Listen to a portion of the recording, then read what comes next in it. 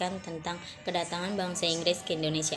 Kedatangan bangsa Inggris ke Indonesia terjadi dalam konteks persaingan kolonial di Asia, terutama antara Inggris dan Belanda.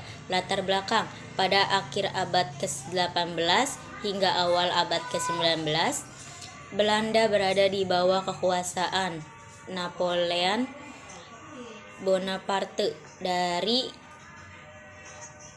Prancis.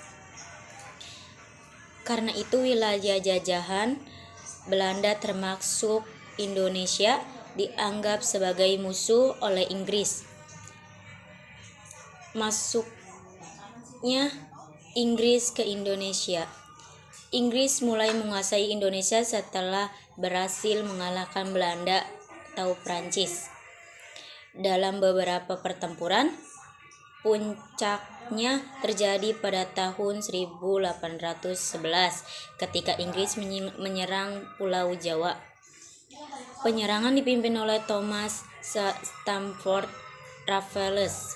Inggris berhasil mengalahkan Belanda dalam peristiwa Kapitusa Tuntang. Sejak saat itu, Indonesia, khususnya Jawa, berada di bawah kekuasaan Inggris. 1811 hingga 1816. Masa pemerintah Inggris di bawah kepemimpinan Raffles melakukan beberapa perubahan penting.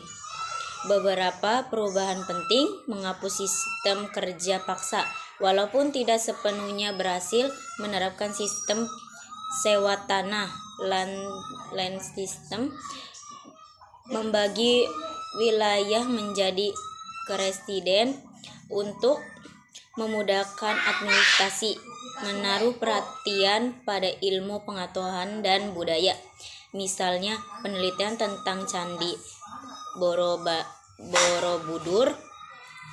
Berakhirnya kekuasaan Inggris. Kekuasaan Inggris di Indonesia tidak berlangsung lama. Berdasarkan Perjanjian London pada tahun 1814, Inggris dikembalikan kepada Belanda pada tahun 1816.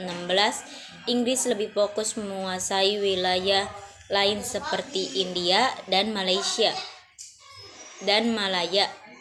Kesimpulan kedatangan Inggris ke Indonesia: buku untuk menjajah dalam jangka panjang, tetapi lebih karena situasi perang di Eropa.